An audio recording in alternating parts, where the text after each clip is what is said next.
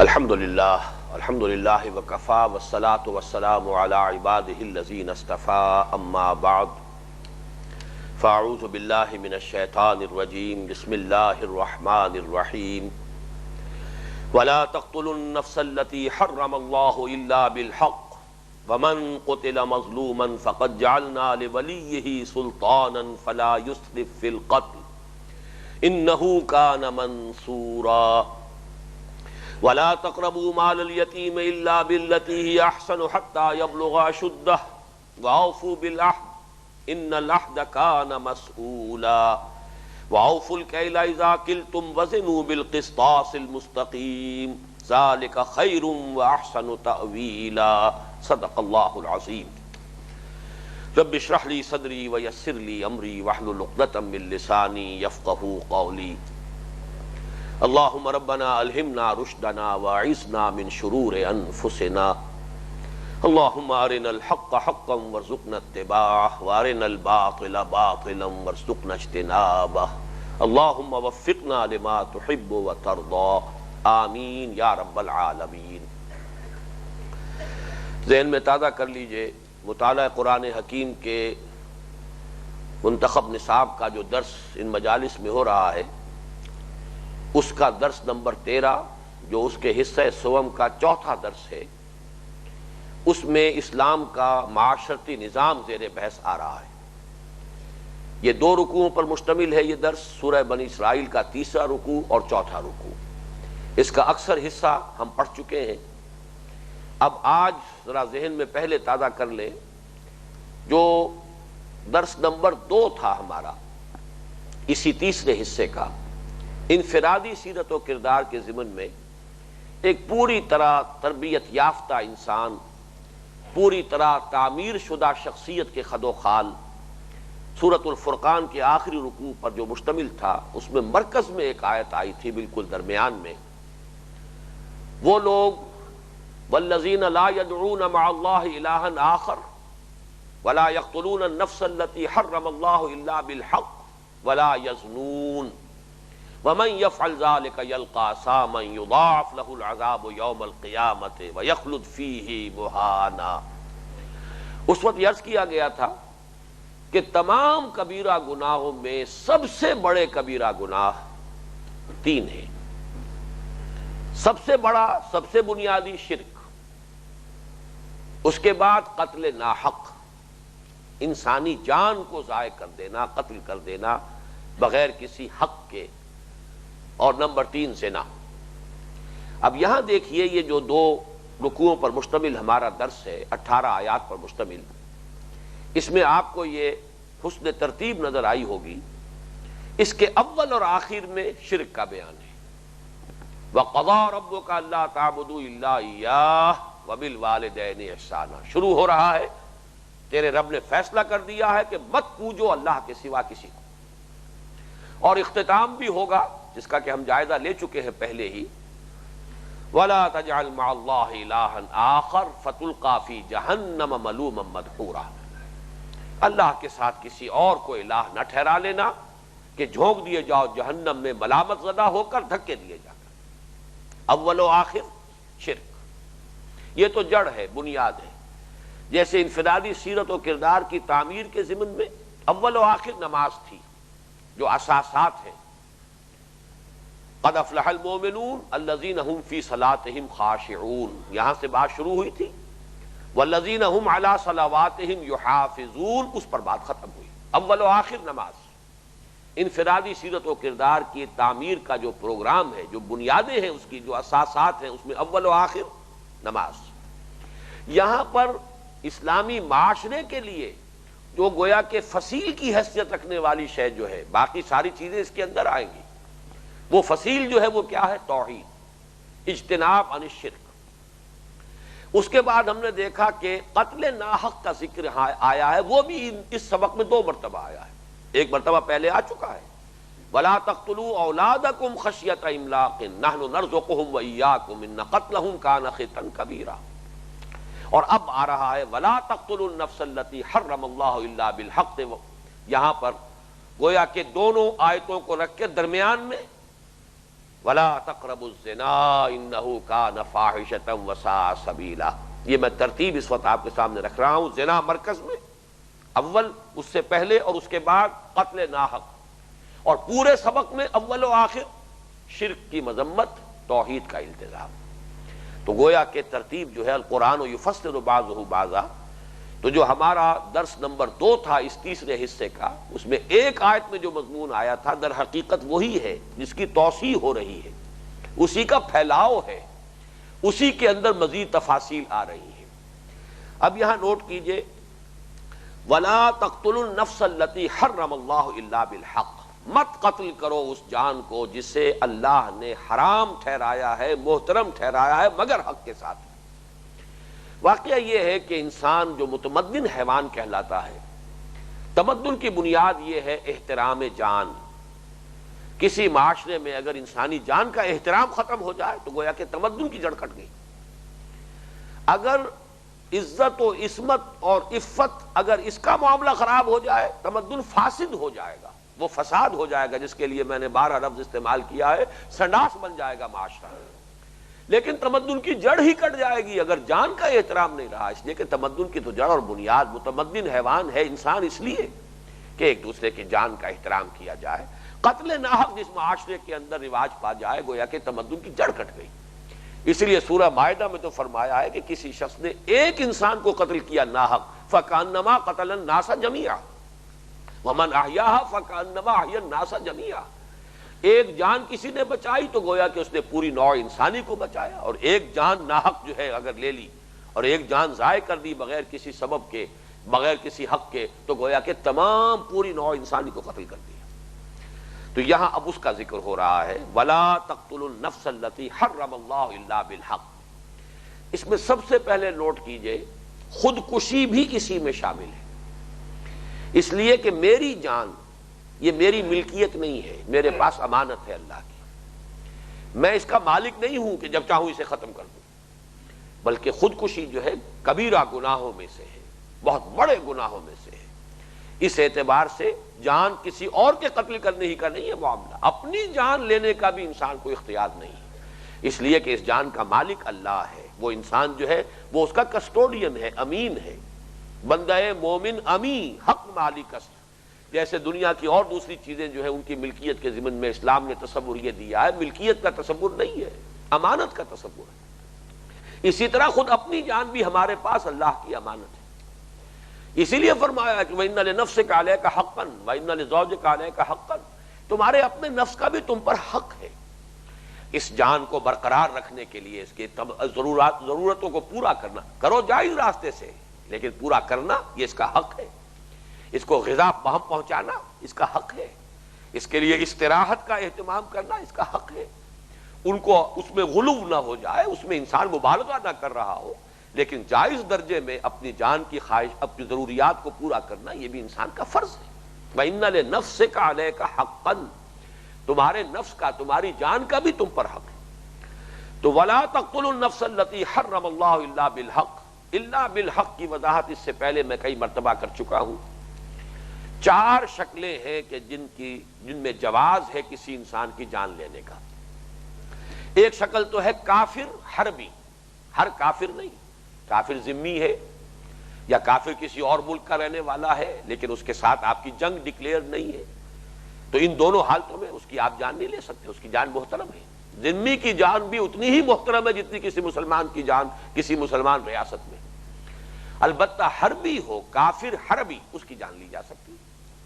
اور 3 شکلوں میں کسی مسلمان کا خون حلال ہو جائے گا. سب سے نمایاں قتل عمد کے قصاص میں. قتل عمد جو ہے جس کا اب اس میں ذکر ہو رہا ہے خاص طور پر، وَمَنْ قُتِلَ مَظْلُومًا فَقَدْ جَعَلْنَا لِوَلِيِّهِ سُلْطَانًا.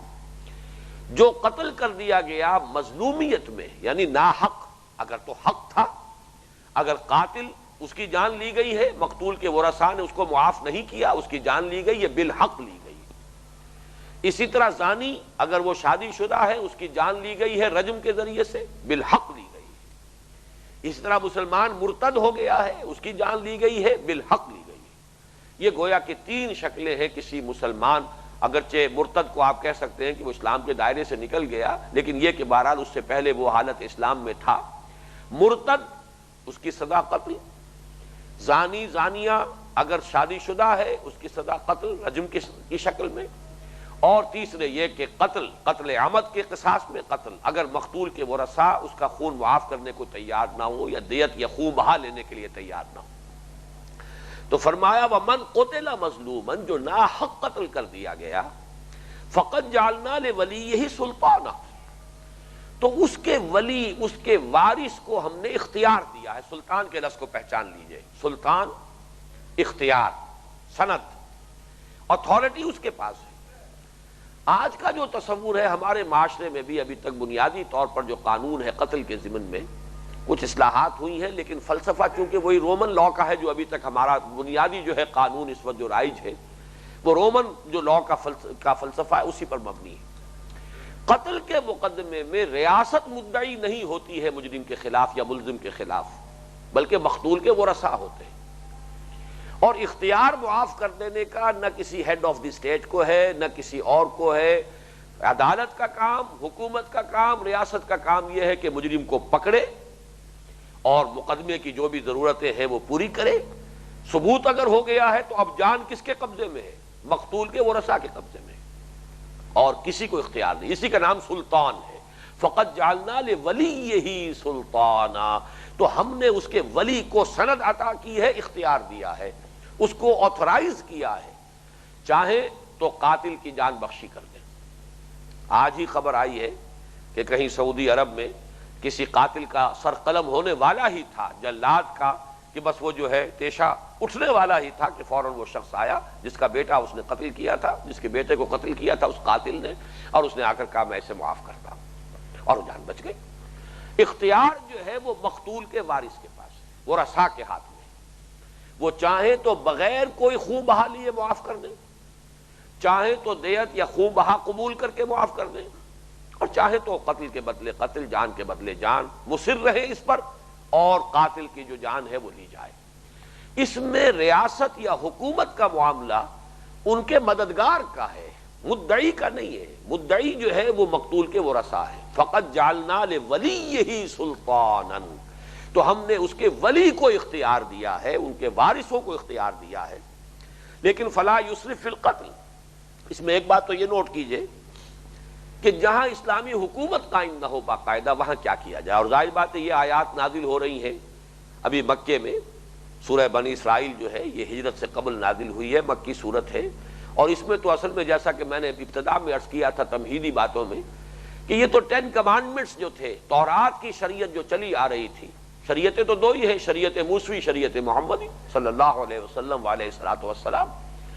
تو جب تک کہ شریعت موسوی قائم ہے در حقیقت یہ تمام احکام چل رہے ہیں۔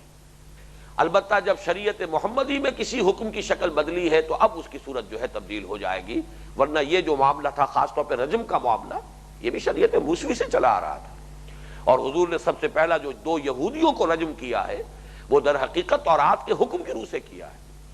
خود انہوں نے آ کر کہا، اور حضور نے کہا کیا تمہاری کتاب کے اندر اس کا حکم موجود ہے یا نہیں ہے؟ انہوں نے کہا نہیں ہے۔ حضور نے تورات منگوائی، اور پھر یہ کہ کسی شخص نے عین موقع پر ہاتھ بھی رکھنا چاہا کہ یہ آیت جو ہے تورات کی اس پر نگاہ نہ پڑے، حضور نے فرمایا ہاتھ ہٹاؤ، اور اس کے نیچے وہ آیت موجود تھی، اور اس کی روح سے پھر آپ نے رجم کیا، اور پھر دعا کی اللہ میں نے تیرے دین کے ایک حکم کو آج زندہ کر دیا ہے، تازہ کر دیا ہے۔ مقدمہ یہودیوں کا تھا، لائے تھے وہ حضور کی عدالت میں اس لیے کہ ان کے علم میں نہیں ہے یہ قانون، یہ کسی طریقے سے کوئی اور فیصلہ کر دیں گے جان بخشی ہو جائے گی۔ خیبر کے 2 یہودی تھے، مرد بھی اور عورت بھی، بہرحال وہ ایک علیحدہ مسئلہ ہے۔ تو 10 کمانڈمنٹس جو ہیں جو اصل بنیاد ہے پوری شریعت کی، سورہ بنی اسرائیل میں، اس کا نام بھی ہے سورہ بنی اسرائیل، اس کے ابتدا اور اختتام پر بھی بنی اسرائیل کی تاریخ کا تذکرہ ہے، اور اس میں در حقیقت حضرت عبداللہ ابن عباس رضی اللہ تعالی عنہما کا قول یہی ہے کہ یہ جو 2 رکوع ہیں یہ قرآنک ورشن ہے 10 کمانڈمنٹس کا، احکام 10 کی قرآنی تعبیر ہے، قرآن نے ان کو گویا کہ یہاں نقل کیا ہے۔ تو یہاں ابھی صرف اصولی بات کہی جا رہی ہے۔ تو اسلامی ریاست اگر نہیں ہے تو کوئی قبائلی نظام ہوگا، کوئی ایلڈرز آف دی کلینز ہوں گے، کوئی ہوں گے، ان سے وہ گویا کہ مخاطب ہو جائیں گے جب اسلامی ریاست قائم ہو جائے گی، اب ریاست اور حکومت کا فرض ہے کہ وہ مجرم کا پیچھا کرے، تعاقب کرے، مجرم کو پکڑے اور پھر پکڑ کر جو بھی تقاضے قانون کے ہیں وہ پورے کرے. لیکن اس کے بعد اختیار ریاست یا حکومت کا یا کسی بھی صدر مملکت کا نہیں، کسی امیر المومنین کا نہیں، کسی خلیفہ راشد کا نہیں. جو بھی تھا اختیار وہ در حقیقت مقتول کے ورثاء کا تھا. اس میں بڑی حکمت ہے. واقعہ یہ ہے کہ ہم تمام حکمتوں کو تو نہیں جان سکتے، لیکن بعض احکام کی حکمتیں تو بالکل نمایاں ہو کر سامنے آ جاتی. قتل کے معاملے میں قتل در قتل کے جو چکر چلتے ہیں ان کا در حقیقت سب سے آسان راستہ جو ان کا بند ہوتا ہے وہ اسی طریقے سے. جو زخم لگا ہوتا ہے کسی قوم کو، کسی گھرانے کو، کسی خاندان کو، کسی شخص کے ان کے عزیز رشتہ دار بھائی بند کے قتل ہو جانے سے، اس کے اوپر پھا رکھا جاتا ہے. جب ان کے سامنے یہ بات آ جائے کہ اب قاتل کی جان ہماری مٹھی میں ہے، وہ ساری جو اس کے اندر تلخی ہے وہ ختم ہو جاتی.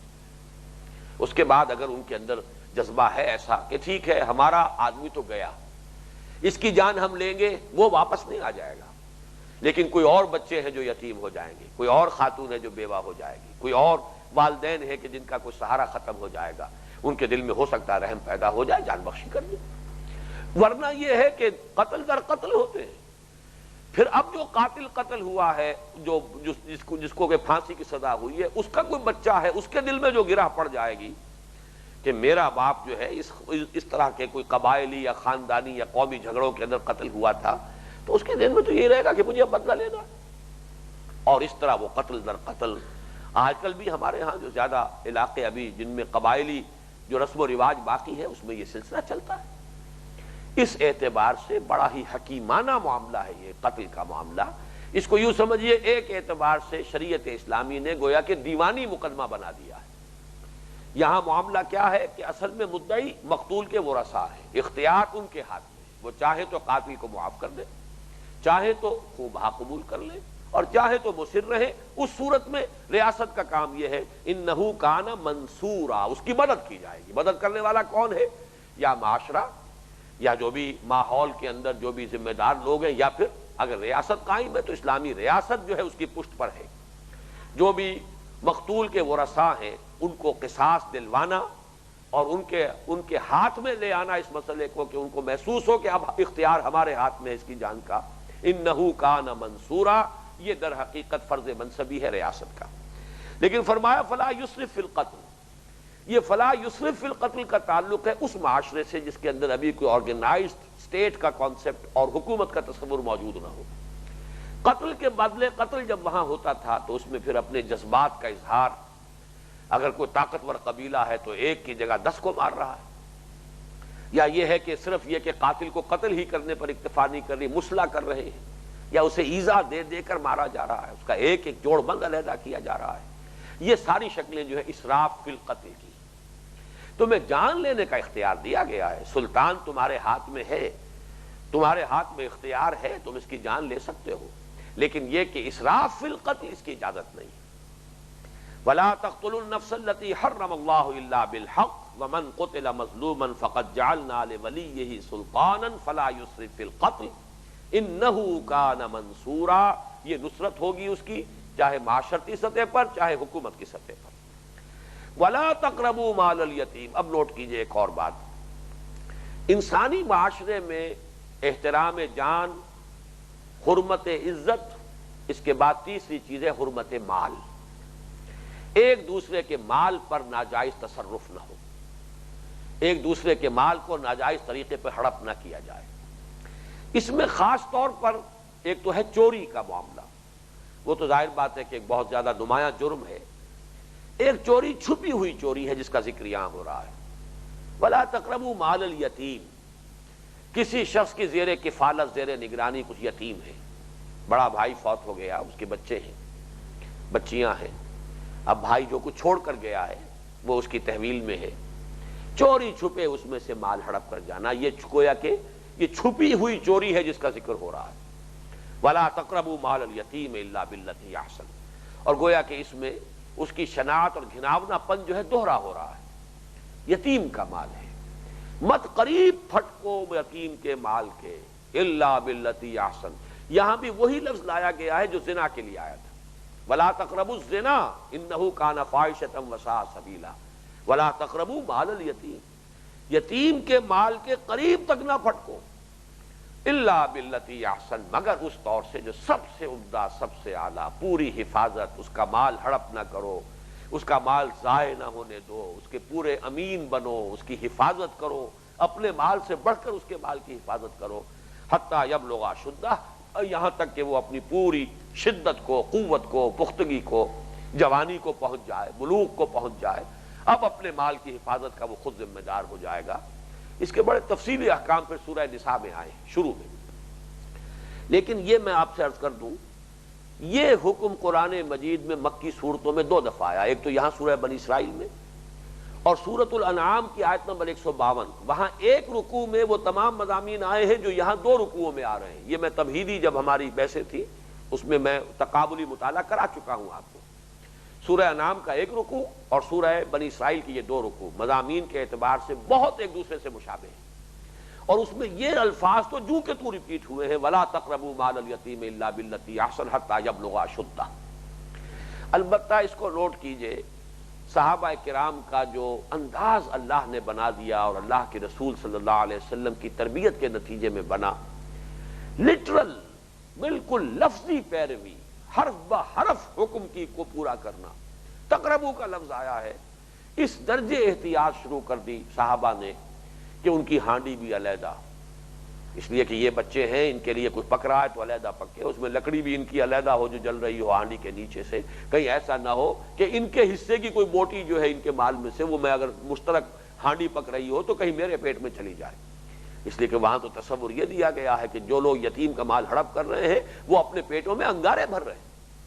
اس درجے احتیاط، اب ظاہر بات ہے اس میں مشقت کا معاملہ تھا، اگر وہ مشترک ہنڈیاں پک رہی ہے تو اس میں خرچ بھی کم ہوگا، سہولت بھی ہے، کو جائے کہ رتی رتی نمک کا حساب بھی علیحدہ ہو اور مرچوں کا حساب بھی علیحدہ ہو اور گھی کا حساب بھی علیحدہ ہو اور ان کے لیے ہر چیز بالکل علیحدہ رکھی جائے، لیکن صحابہ کا انداز یہ تھا کہ جو حکم آ جاتا تھا اس کی حرف بحرف پیروی کرتے تھے۔ پھر اللہ نرمی کرتا تھا کہ نہیں نہیں اس درجے نہیں، چنانچہ پھر سورۃ البقرہ میں، یہ تو مکی صورتیں ہیں، سورہ انعام بھی اور سورہ بنی اسرائیل بھی، اس میں تو یہی حکم ہے، وَلَا تَقْرَبُوا مَالَ الْيَتِيمِ إِلَّا بِالَّتِي أَحْسَنُ حَتَّى يَبْلُغَ أَشُدَّهُ۔ لیکن سورۃ البقرہ کی آیت نمبر 220 میں اب اس میں نرمی کی گئی، وَيَسْأَلُونَكَ عَنِ الْيَتَامَىٰ، اے نبی یہ آپ سے یتیموں کے بارے میں پوچھ رہے ہیں، قُلْ إِصْلَاحٌ لَهُمْ خَيْرٌ، اے نبی ان سے کہہ دیجئے ان کی اصلاح، ان کی بہتری کے لیے کوشاں رہنا، ان کی بھلائی، ان کی بہبود، ان کی مصلحتوں کو مد نظر رکھنا یہی خیر ہے، اسی میں بھلائی ہے۔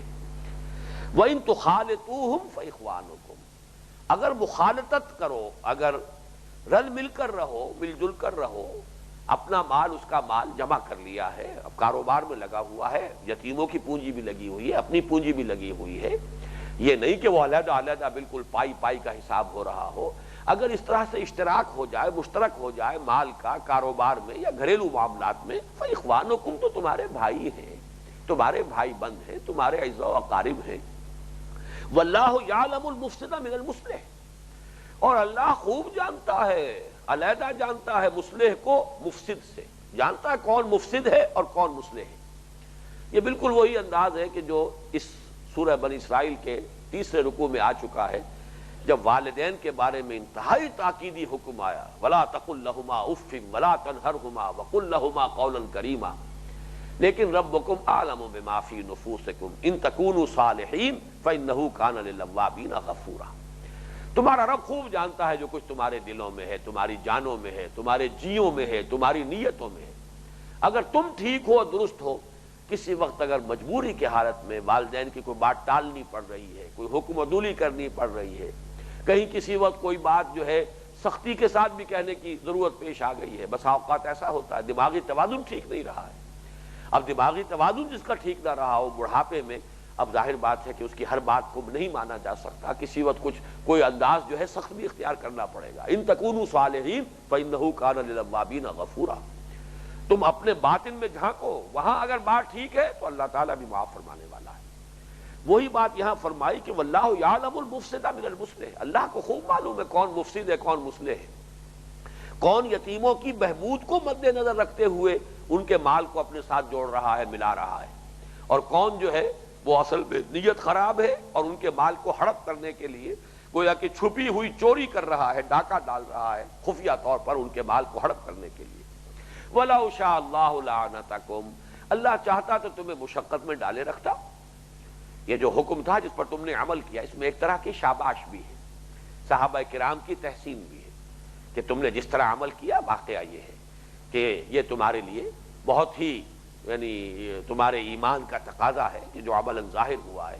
اللہ چاہتا تو اسی سختی کو کنٹینیو کرتا، وَلَوْ شَاءَ اللَّهُ لَعَنَتَكُمْ، نہیں، لیکن یہ کہ اب تمہارے لیے نرمی ہے۔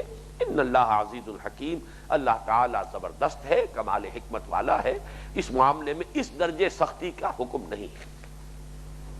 وَأَوْفُوا بِالْعَهْدِ إِنَّ الْعَهْدَ كَانَ مَسْئُولًا، عہد کو پورا کرو۔ یہاں اضافی جو لفظ آئے ہیں، عہد کی مسئولیت ہے، عہد جو ہے اس کے بارے میں باز پرس ہو کر رہے ہیں۔ اب یہ تو آپ ذرا ذہن میں تازہ کر ہی لیجئے، ایفاء عہد کا معاملہ جو آ رہا ہے وہ تو شروع سے سورۃ العصر کے بعد آیت البر، ہمارا دوسرا درس، وَالْمُوفُونَ بِعَهْدِهِمْ إِذَا عَاهَدُوا، پورا کرنے والے اپنے عہد کے جب کہ معاہدہ کر لیں۔ پھر انفرادی سیرت و کردار کا اور جو اساسات ہیں تعمیر سیرت کی، دونوں مقامات پر وہ لوگ کہ جو اپنے عہد کو پورا کرنے والے ہیں، والذین ہم لاماناتہم وعہدہم راعون، یہ سورہ مومنون میں بھی آئے الفاظ اور یہ سورہ معارج میں بھی الفاظ آئے، وہ لوگ کہ جو اپنی امانتوں اور اپنے عہد کی پوری پوری حفاظت کرنے والے ہیں۔ اور ایفاء عہد کے ضمن میں وہ حدیث بھی بارہا سنا چکا ہوں جس کے بارے میں حضرت انس بن مالک رضی اللہ تعالی عنہ جو خادم خاص رہے حضور کے 9 برس تک، وہ یہ فرماتے ہیں کہ قلما خطبنا رسول اللہ صلی اللہ علیہ وسلم الا قال، شاید ہی کبھی ایسا ہوا ہوگا کہ اللہ کے رسول نے ہمیں صلی اللہ علیہ وسلم کو خطبہ ارشاد فرمایا ہو اور اس میں یہ الفاظ نہ ہو، لا ایمان لمن لا امانۃ لہ ولا دین لمن لا عہد لہ، جس شخص میں امانت کا وصف نہیں اس کا کوئی ایمان نہیں، اور جس میں ایفاء عہد کا مادہ نہیں اس کا کوئی دین نہیں۔ یہ جو آخری ٹکڑا ہے اس اعتبار سے پھر تازہ کر لیجیے ذہن میں، اس لیے دین نام کس کا ہے؟ دین تو ہے معاہدہ ہے بندے اور رب کے مابین، ایاک نعبد و ایاک نستعین، یہی تو دین ہے۔ دین مانی ہم عہد کرتے ہیں اللہ سے، تیری بندگی کریں گے، تیرا حکم مانیں گے، تیری فرما برداری کریں گے، تیرے احکام پر چلیں گے، تو یہ گویا کہ ایک معاہدہ ہے۔ اگر چھوٹے چھوٹے عہد کوئی شخص پورے نہیں کر رہا دنیا میں تو اتنا بڑا پوری عمر کا عہد کیسے نبھا دے گا؟ لا دین لمن لا عہد لہ ولا ایمان لمن لا امانۃ لہ، جس میں امانت کا وصف نہیں اس کا کوئی ایمان نہیں، جس میں ایفاء عہد نہیں اس کا کوئی دین نہیں۔ تو یہاں بھی فرمایا وَأَوْفُوا بِالْعَهْدِ إِنَّ الْعَهْدَ كَانَ مَسْئُولًا، اور اس میں خاص طور پر عہد ایک وہ بھی ہوتا ہے جو انسان اپنے آپ سے کرتا ہے۔ جیسے میں نے عرض کیا تھا کہ جان، اپنی جان لینا بھی اتنا ہی حرام ہے جتنا کسی اور کی جان ناحق لے لینا۔ اسی طرح اپنے ساتھ عہد کر کے یہ بھی، اس کا بھی مسئولیت ہوگی اللہ کے ہاں۔ یہ جو انسان قسم کھا بیٹھتا ہے یہ بھی تو اپنا عہد ہوتا ہے، اللہ کی قسم اب یہ کام میں نہیں کروں گا، یہ کسی اور کے ساتھ تو معاہدہ نہیں ہے، تو اپنے ساتھ معاہدہ ہو رہا ہے، اللہ کو اس پر گواہ بنایا جا رہا ہے، لہذا قسم کو پورا کرنا ضروری۔ اور اگر اس کا کوئی اگر کسی وجہ سے قسم ناحق غلط کھا لی ہے، اس کو اگر کھولنا ہے، توڑنا ہے، تو اس کفارہ اس کے لیے لازم ہے۔ تو معلوم یہ ہوا کہ عہد کبھی انسان اپنے ساتھ بھی کرتا ہے، اپنے دل میں عہد باندھ لیتا ہے۔ ایک ہے وہ عہد کہ جو انسان نے خود اپنے جی میں کیا ہو، ایک ہے معاہدہ باب مفاعلہ، والموفون بعہدہم اذا عاہدوا، وہ باب مفاعلہ ہے۔ وہ تو در حقیقت تمام معاملات جو ہیں، معاملہ بھی باب مفاعلہ ہے، تمام معاملات انسانیہ جو ہے وہ معاہدے ہی کے اوپر بیسڈ ہے۔ امپلائر امپلائی ریلیشن شپ ہے، وہ بھی معاہدہ ہے۔ بیوی شوہر کا معاملہ ہے، نکاح سوشل کانٹریکٹ ہے، معاہدہ ہے۔ یہ بھی ساری عمر کا نباہ ہے، اور اس میں ایک بیوی جو ہے اپنے فرائض ادا کرنے کا عہد کرتی ہے، شوہر اپنے فرائض ادا کرنے کا عہد کرتا ہے۔ یہ تمام در حقیقت یہ بھی ایک سوشل کانٹریکٹ ہے۔ معلوم ہوا پوری زندگی، بزنس جتنا بھی ہے، بڑا بڑا بزنس جو ہے وہ سب معاہدے ہی کے اوپر تو ہوتا ہے۔ کہیں سپلائی کے کانٹریکٹس ہیں، کہیں کنسٹرکشن کے کانٹریکٹس ہیں، سارا معاملہ کانٹریکٹس پر ہے۔ تو معلوم ہوا کہ ہاتھی کے پاؤں میں سب کے پاؤں والا محاورہ جو ہے، ایفاء عہد کا مادہ اگر کسی معاشرے کے اندر پختہ ہو جائے تو سٹریم لائننگ ہو جائے گی پورے معاملات انسانی کی۔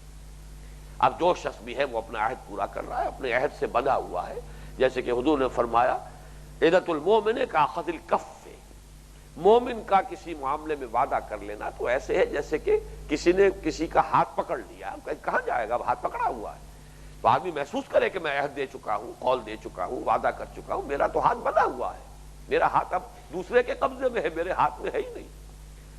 وَأَوْفُوا بِالْعَهْدِ إِنَّ الْعَهْدَ كَانَ مَسْئُولًا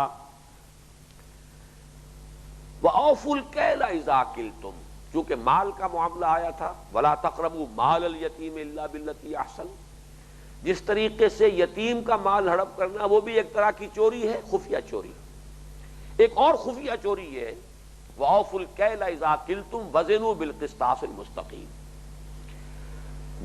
پیمانہ پورا کیا کرو جبکہ پیمانہ ناپ کر دے رہے ہو، اور وزن کیا کرو سیدھی ترازو کے ساتھ۔ قسطاس قسط سے بنا ہے، قسط کہتے ہیں حصے کو، کسی کا مبنی بر عدل جو حصہ ہے اس کا قسط ہے، اگرچہ یہ لفظ جو ہے دو طرفہ استعمال ہوتا ہے، قسطہ اگر آتا ہے باب فعل مجرد کی حیثیت سے ثلاثی مجرد میں تو اس کے معنی ہوتا ہے کسی کا حصہ مار لینا، اور اقسطہ یقسط اقساطاً باب افعال سے آتا ہے تو اس کے معنی کسی کا حصہ اس کو ادا کر دینا، تو یہ دو طرف لفظ استعمال ہوتا ہے۔ اور حصہ معین کرنے والی شے، برابر برابر تول دینے والی شے قسطاس، وزنوا بالقسطاس المستقیم، تو فرمایا اوفوا الکیل اذا کلتم، جب تم ناپ کر دے رہے ہو تو پورا پورا ناپو، اس میں کوئی کمی نہ کرو، اور وزن کرو وزنوا بالقسطاس المستقیم، سیدھی ترازو کے ساتھ، پوری ڈنڈی کے ساتھ، جس کو ہم کہتے ہیں محاورے میں ڈنڈی مارنا، یہ ہے، یہ بھی ایک چوری ہے۔ اور اس کے لیے جو لفظ آیا ہے آخری پارے کی صورتوں میں مطففین، ویل للمطففین الذین اذا اکتالوا علی الناس یستوفون واذا کالوہم او وزنوہم یخسرون الا یظن اولئک انہم مبعوثون لیوم عظیم یوم یقوم الناس لرب العالمین۔ تف کہتے ہیں عربی زبان میں نہایت حقیر شے کو، تف جو ہے یہ بہت ہی حقیر سی شے، مطفف وہ ہوا جو بڑی حقیر شے کے لیے ایمان بیچ رہا ہے، یعنی کسی نے ڈنڈی ماری ہے، سیر تولتے ہوئے کیا کرے گا، 15.5 چھٹانگ کر دے گا، 15 چھٹانگ کر دے گا، کتنی ڈنڈی مار لے گا، دودھ ماپ کر دے رہا ہے کوئی گوالا، کتنی کمی کر لے گا، بڑی حقیر شے، لیکن اگر تجزیہ کیجئے تل کی اوٹ میں پہاڑ ہے، اس نے اپنا ایمان بیچ دیا۔ اسی لیے اس صورت میں جو میں نے آیات ابھی آپ کو سنائی، فوراً تجزیہ کر کے بتا دیا گیا اس کو یہ یقین نہیں ہے کہ کوئی مجھے دیکھ رہا ہے، اسے یہ یقین نہیں ہے کہ کسی کے حضور میں حاضری ہے، اسے یہ یقین نہیں ہے کہ کوئی جواب دہی ہے، کہیں حساب کتاب ہوتا ہے۔ ویل للمطففین، یہ کم تولنے والے، کم ناپنے والے، حقیر سی چیزوں کے لیے، حقیر سی نفع کے لیے اپنے ایمان کا سودا کر دینے والے، ان کے لیے ہلاکت ہے، بربادی ہے، تباہی ہے۔ اور ویل کے بارے میں ایک روایت یہ آتی ہے کہ یہ جہنم کی ایسی وادی ہے، اتنی شدید عذاب والی وادی جس سے خود جہنم پناہ مانگتی ہے۔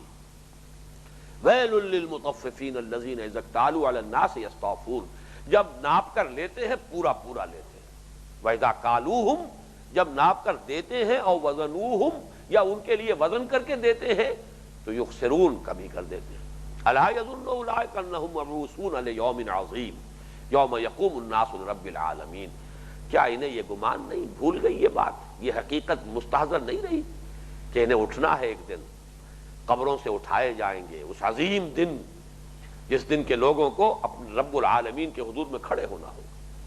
تو یہ ہے وہ وَإِذَا وَأَوْفُوا الْكَيْلَ إِذَا قُلْتُمْ وَزِنُوا بِالْقِسْطَاسِ الْمُسْتَقِيمِ ذَلِكَ خَيْرٌ وَأَحْسَنُ تَأْوِيلًا، یہ بہتر بھی ہے اور انجام کے اعتبار سے احسن بھی ہے۔ ذالک خیر، ایک تو اپنی جگہ پر ایک فعل جو ہے اپنی جگہ حق ہے، مبنی بر عدل ہے، مبنی بر انصاف ہے، معقول ہے، عقل کا تقاضا ہے، ایسا ہی ہونا چاہیے، معروف بات ہے۔ ذالک خیر، یہی خیر ہے، یہی بھلائی ہے، اور یہ خیر تو جانی پہچانی ہے، جانی بوجھی ہے، سب مانتے ہیں۔ جو شخص کمی کر رہا ہے وہ بھی مانے گا کہ اچھا کام تو یہی ہے کہ پورا دیا جائے، جو ڈنڈی مار رہا ہے وہ بھی تسلیم کرے گا کہ بھلائی یہی ہے کہ ڈنڈی نہ ماری جائے۔ ذالک خیر، لیکن اس پر اضافہ کیا گیا احسن تاویلا، یہ ہے اصل میں کہ جو اس میں ترغیب کا جو پہلو ہے تعلیم کا، تعویل کہتے ہیں، آلا یعولو کہتے ہیں کسی شے کا رجوع کرنا، کسی چیز کی طرف لوٹ کر آنا. آلا یعولو اسی سے لفظ آل بنا ہے. آل کسی بھی بڑے شخص کے وہ تمام متعلقین ہیں کہ جو اپنے آپ کو اس سے منسوب کرتے ہیں. یہ لفظ ہمارے ہاں بڑے غلط سینس میں جو ہے ایک خاص مکتب فکر نے آل کے لفظ کو جو ہے خاص طور پر حضور کی صرف اولاد کے لیے آل رسول کا لفظ جو ہے خاص کر دیا. یہ صحیح نہیں ہے. آل میں وہ ساری پوری امت شامل ہے. آل میں جو بھی حضور کی طرف نسبت کر کے اپنے لیے فخر محسوس کرتے ہیں، ہم امت محمد میں ہیں صلی اللہ علیہ وسلم، ہم سب کے سب حضور کی آل میں شامل ہیں. اس لیے کہ آل فرعون کا لفظ قرآن مجید میں ہے. آل فرعون سب کے سب فرعون کی اولاد تو نہیں تھے، پوری قوم تھی یہ، اور فرعون کی پوری قوم جن کا سربراہ اور سردھرا جو ہے وہ فرعون تھا، وہ در حقیقت آل فرعون ہے. کتنی مرتبہ قرآن مجید میں آل فرعون کا لفظ آیا. آل فرعون فرعون کی نسل نہیں تھی. تو آل رسول صلی اللہ علیہ وسلم حضور کی پوری امت آل میں شامل ہے. اسی سے لفظ کی اصل حقیقت سمجھیے. تعویل کسے کہتے ہیں؟ کوئی شے ہے کہ جس کا اب مفہوم جو ہے پوری طریقے سے از خود واضح نہیں ہے، ایک انسان کوشش کر کے اس کا جو اصل مفہوم ہے اس کی طرف اس کو لوٹاتا ہے، یہ تعویل ہے. تعویل اور تفسیر میں یہی فرق ہے. یہ دو الفاظ قرآن مجید کے لیے مستعمل ہے. تفسیر کے معنی کھولنا، روشن کرنا، واضح کرنا، یہ تفسیر ہے. تعویل کسے کہتے ہیں؟ تعویل ہے اس کو اصل مفہوم کی طرف لے جانا. اصل مدعا کیا ہے؟ الفاظ یہ ہے، الفاظ کے معنی یہ ہے، یہ صرف کے اعتبار سے یہ ہے، نحو کے اعتبار سے یہ ہے، اس کا مادہ یہ ہے، یہاں سے یوں بن کر یوں آ گیا ہے، یہ ترکیب، یہ سب کیا ہے؟ یہ تفسیر ہے. تعویل کیا ہے؟ مدعا کیا ہے؟ اس کا اصل مفہوم کیا ہے؟ اس سے اصل مقصود کیا ہے؟ اس کی طرف لوٹانا، یہ ہے تعویل. تو احسن التعویلہ اس میں در حقیقت نفی کی جا رہی ہے کہ بظاہر تو تمہیں محسوس ہوتا ہے کہ تم نے ڈنڈی ماری کچھ کما لیا، حالانکہ کمایا نہیں، گنوایا ہے. بظاہر محسوس کرتے ہو کہ آپ نے پیمانہ جو ہے پورا ناپ کا نہیں دیا تو کچھ نہ کچھ نفع ہو گیا، آپ کو کچھ بچت ہو گئی. حقیقت میں بچت نہیں ہوئی، در حقیقت آپ کا نقصان ہوا ہے. احسن التعویلہ انجام کے اعتبار سے بہترین یہ ہے کہ جب ناپ کر دو تو پورا پورا ناپو، جب تول کر دو تو پورا پورا تولو. یہ ہے احسن التعویلہ. تعویل کے اعتبار سے، انجام کار کے اعتبار سے یہی شے بہتر ہے. اسی کے نتائج صحیح نکلیں گے. یہیں تک میں سمجھتا ہوں کہ آج ہم اکتفا کرنی چاہیے. ویسے یہ کہ اس کے بعد والی آیت جو ہے اس پر کچھ تفصیل سے گفتگو کرنے کا چونکہ ارادہ ہے، اس لیے اسے میں اگلی نشست کے لیے ملتوی کر رہا ہوں. تاہم یہ کہ ترجمہ کر لیں جو بھی ہمارے پاس چند منٹ ابھی رہتے ہیں. وَلَا تَقْفُ مَا لَيْسَ لَكَ بِهِ عِلْمٌ إِنَّ السَّمْعَ وَالْبَصَرَ وَالْفُؤَادَ كُلُّ أُولَٰئِكَ كَانَ عَنْهُ مسؤولا. اس میں تقفو، یہ قاف فا اور یا، قفا مادہ ہے، اس کا وقف نہیں ہے. یہ اس میں جو حروف اصلی ہیں اس میں واو شروع میں نہیں ہے. قفا جس سے لفظ قافیہ بنا ہے. قافیہ شعر کے پیچھے آنے والا جو لفظ ہوتا ہے اس کا قافیہ ہوتا ہے، قافیہ اور ردیف. اسی طریقے سے قافی کے یہ لفظ استعمال ہوتا ہے کہ جو کوئی شخص بیٹھا ہوا ہے کسی کے ساتھ سواری کے اوپر ردیف کی حیثیت سے، تو پیچھے آنے والی شے. یہاں پر ولا تخفو، پیچھے مت لگو، پیروی نہ کرو، پیچھے نہ پڑو. ولا تخفو ما لیس لک بہ علم، جس چیز کے لیے تمہارے پاس علم نہیں ہے اس کے درپے نہ ہو. یہ درپے ہونا صحیح ترین مفہوم ہو جائے گا، اس کے درپے ہی نہ ہو. ان السمع والبصر والفؤاد کل اولئک کان عنہ مسؤولا. اللہ تعالیٰ نے جو صلاحیتیں تمہیں عطا فرمائی ہیں، سماعت، بصارت اور عقل، ان کے بارے میں اللہ کے ہاں مسئولیت ہے، جواب دہی ہے. ان چیزوں کی بنیاد پر جاننا اور ماننا چاہیے جو کچھ بھی تم جانو اور مانو. اس میں بنیادی طور پر اصل میں اسلامی معاشرے کا اور اسلامی ثقافت کا، اسلامی کلچر کا ایک بہت اہم اور بنیادی وصف ہے جو سامنے آتا ہے. جن چیزوں کو ہم آکلٹ سائنسز کہتے ہیں، اب یہ دست شناسی ہو رہی ہے، لکیروں کے اوپر بیٹھ کر جو ہے وہ کچھ غور کر رہا ہے، پیشن گوئیاں ہو رہی ہیں. ستارہ شناسی ہو رہی ہے، نجومی ہے، ذائچے بن رہے ہیں، یہ سب آکلٹ سائنسز ہیں. سائنس آف نمبرز ہے، کلرز کے حساب سے کچھ چیزوں کی پیشن گوئی. یہ نہیں ہے کہ ان میں سرے سے کوئی حقیقت نہیں، کوئی حقیقت ہوگی. کوئی نہ کوئی اس کائنات کے اندر ساری چیزیں مربوط ہیں، کسی نہ کسی شے کے ساتھ کسی دوسری شے کا کوئی نہ کوئی ربط تو موجود ہے، کہیں نہ کہیں تو ہے. وہ جو کعبے سے ان بتوں کو نسبت ہے دور کی، تمام چیزیں ایک وحدت ہے، ایک مربوط نظام ہے، تو اس میں کوئی نہ کوئی ربط اور تعلق ہے، لیکن ان کے پیچھے پڑنا، ان کے درپے ہونا، ان کی تصدیق کرنا، ان پر یقین رکھنا، اس پر اپنا موقف قائم کرنا، اس پر کوئی رائے بنا لینا، اس پر منصوبہ بندی کرنا، یہ سب در حقیقت اس ذہن کے، اس مزاج کے منافی ہے جو اسلام پیدا کرنا چاہتا ہے۔ وَلَا تَقْفُ مَا لَيْسَ لَكَ بِهِ عِلْمٌ۔ البتہ اس سے جو ایک بڑی اہم بحث سامنے آتی ہے، علم کس کس شے کا نام ہے، اسی پر تفصیل سے گفتگو انشاءاللہ آئندہ نشست میں ہوگی کہ العلم و علمان، علم دو ہے، ایک علم علم وحی ہے، ایک علم انسانی علم ہے۔ علم وحی انسانی علم نہیں ہے، یہ تو آسمانی علم ہے جو آتا ہے، اور یہ علم وحی جو ہے یہ ایک مختلف سورس ہے اس کی، لیکن ایک ہے انسانی علم۔ انسانی علم کا دار و مدار یہ جو ایکسٹرنل سینس آرگنز ہیں، جن میں سے اہم ترین ہے سمع اور بصر، سننا اور دیکھنا، یہ اہم ترین ہے، ورنہ یہ کہ اس کے علاوہ بھی ہے، چکھنا بھی ہے، سونگھنا بھی ہے، چھونا بھی ہے، ٹچ بھی ہے، جیسے کہ ہمارے گزشتہ نشست میں آیا تھا، یہ ملامست جو ہے، لمس جو ہے، یہ بھی ایک کمیونیکیشن کا ذریعہ ہے، اس سے بھی انسان بہت سی معلومات حاصل کرتا ہے، نہ صرف یہ کہ یک طرفہ معلومات حاصل ہوتی ہیں بلکہ دو افراد کے مابین کمیونیکیشن کا ذریعہ ہے۔ اسی طریقے سے ان تمام سینس آرگن سے جو بھی معلومات حاصل ہو، ان سے استدلال کرتے ہوئے، ان سے استنباط کرتے ہوئے، ان سے پھر انسان جو ہے منطقی اعتبار سے استخراجی منطق، اس سے استخراج کرتے ہوئے، نتائج اخذ کرتے ہوئے انسان آگے بڑھے، یہ ہے انسانی علم۔ سارا ہمارا مادی علم اسی پر مبنی ہے۔ وحی کا علم یہ بالکل مختلف شے ہے، اس کا تعلق نہ ہمارے حواس سے ہے نہ ہماری عقل سے ہے، یہ اس کا تعلق اگر وحی کی اگر کوئی توثیق ہمیں اپنے باطن میں محسوس ہوتی ہے، وہ بھی عقل سے نہیں، اس کی توثیق ساری قلب سے محسوس ہوگی۔ اسی پر اصل میں مجھے ذرا تفصیل سے گفتگو کرنی ہے العلم و علمان کے حوالے سے، تاکہ یہ حقائق جو ہیں یہ اچھی طرح واضح ہو جائیں، اس لیے کہ اس کے ضمن میں بھی بڑا گڈمڈ ہے، لوگوں کے ذہن میں تصورات جو ہیں وہ بہت ہی الجھے ہوئے ہیں۔ علیحدہ علیحدہ یہ دو علم جن کے لیے کہ میں حوالہ دیا کرتا ہوں خاص طور پر سورہ بقرہ کے 4 رکوع کا، اس میں یوں سمجھیے کہ پرکار کو کھول دیا گیا ہے۔ ایک آغاز میں ایک علم کا ذکر ہے، علم آدم الاسماء کلھا، یہ علم الاسماء ہے، اور دوسرا علم یہ ہے فَإِمَّا يَأْتِيَنَّكُم مِّنِّي هُدًى فَمَن تَبِعَ هُدَايَ فَلَا خَوْفٌ عَلَيْهِمْ وَلَا هُمْ يَحْزَنُونَ۔